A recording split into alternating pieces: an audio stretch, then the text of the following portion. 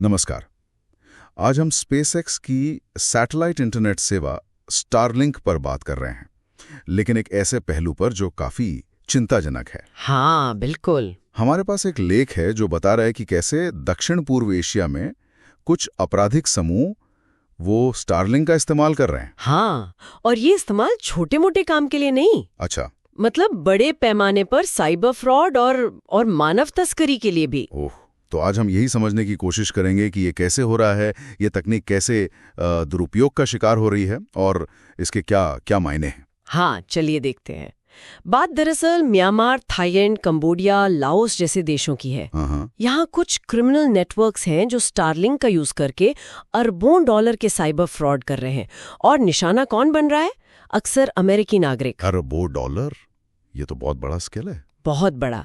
यहाँ तक कि अमेरिका का जो ट्रेजरी डिपार्टमेंट है, फिनसेन, हाँ, सुना है। उन्होंने भी इन ग्रुप्स को लिंक किया है ऑनलाइन फ्रॉड से भी और ह्यूमन ट्रैफिकिंग से भी। तो ये कनेक्शन कैसे बन रहा है? मतलब स्टारलिंक इसमें कैसे फिट होता है? शायद इसलिए कि ये दूरदराज के इलाकों में भी चलता है। आपने बिल्कुल सही पकड़ा। स्टारलिंक की सबसे बड़ी खूबी क्या है? कहीं भी कनेक्टिविटी। एग्जैक्टली। रिमोट एरिया में भी अच्छी स्पीड।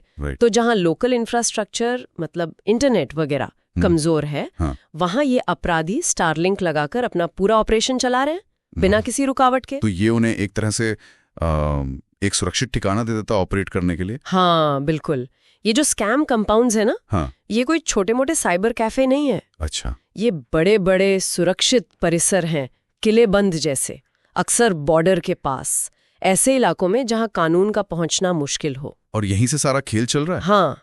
इसी वजह से शायद एक अमेरिकी सीनेटर मैगी हसन ने एलन मस्क को चिट्ठी लिखी है। हाँ बिल्कुल। सेनेटर हसन ने सीधा स्पेसएक्स से कहा है कि भाई इन क्रिमिनल ग्रुप्स को स्टारलिंक की सर्विस देना तुरंत बंद करो। और स्पेसएक्स का क्या कहना है इस पर? अभी तक तो कोई पब्लिक जवाब नहीं आया है उनकी तरफ से।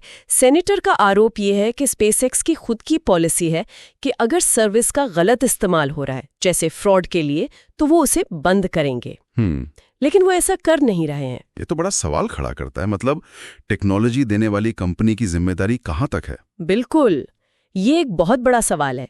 क्या जिम्मेदारी सिर्फ उस देश की सरकार की है जहां ये हो रहा है, या सर्विस प्रोवाइडर की भी, खासकर जब उसका इतना गंभीर दुरुपयोग हो रहा हो? हाँ, और सेनेटर हसन की चिट्ठी इसी बात पर जोर दे रही है कि स्टारलिंक जैसी कंपनियों को ज्यादा ध्यान देना होगा, देखना होगा कि उनकी सर्विस कौन इस्तेमाल कर रहा है, खासकर ऐसे इलाकों में जहां क्राइम रेट ज्यादा है या अस्थिरता है। और ये सिर्फ पैसों का फ्रॉड नहीं है। आपने ह्यूमन ट्रैफिकिंग की बात की, वो पहलू तो और भी डरावना है। हाँ, और शायद सबसे ज्यादा परेशान करने वाला पहलू वही है।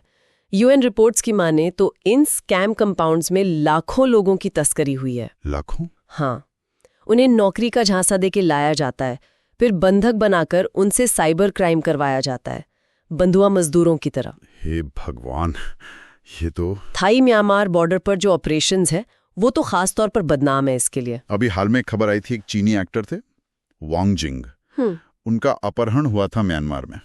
क्या वो इसी से जुड़ा है? हाँ, वो मामला इसी नेटवर्क की गंभीरता दिखाता है।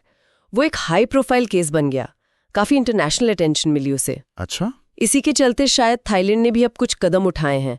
म्यांमार से लगे अपनी बॉर्डर के 5 शहरों में बिजली, फ्यूल, इंटरनेट सप्लाई काटने की कोशिश की है, ताकि इन नेटवर्क्स पर दबाव बने। हाँ बिल्कुल। तो कुल मिलाकर ये स्टारलिंक या स्पेसएक्स से कहीं बड़ा मुद्दा है। ये टेक्नोलॉजी की पहुंच, उसके इस्तेमाल और नैतिक जिम्मेदारी का सवाल है। सही कहा। देखिए, स्टारलिंक जैसी टेक्नोलॉजी बहुत अच्छी है।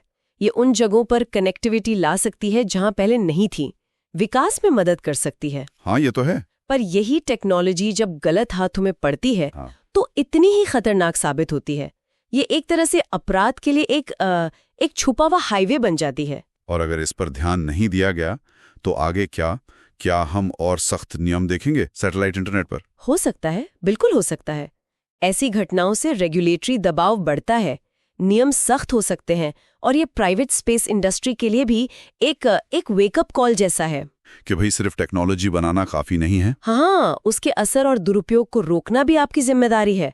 आपको ज्यादा प्रोएक्टिव होना पड़ेगा। तो आज की इस बातचीत से जो बात साफ हो रही है वो ये कि स्टारलिंक जैसी एडवांस टेक्नोलॉजी एक दोधारी तलवार है। ये विकास भी ला सकती है और विनाश भी। हाँ बिल्कुल। एक तरफ फायदा, दूसरी तरफ इतना बड़ा खतरा। इसी संतुलन को साधना, या कहें कि इस तनाव को मैनेज करना आज के समय की बड़ी चुनौती है। और ये हमें सोचने पे मजबूर करता है कि भविष्य में जब और भी पावरफुल टेक्नोलॉजी आएंगी तो हम ये कैसे पक्का करेंगे कि उनके गलत इस्तेमाल का अंदाजा उनके आम होने से पहले ही लगा लिया जाए, ताकि ऐसी चीजें दोबारा ना हो। ये $1 मिलियन सवाल है जिस पे लगातार सोचने की जरूरत है।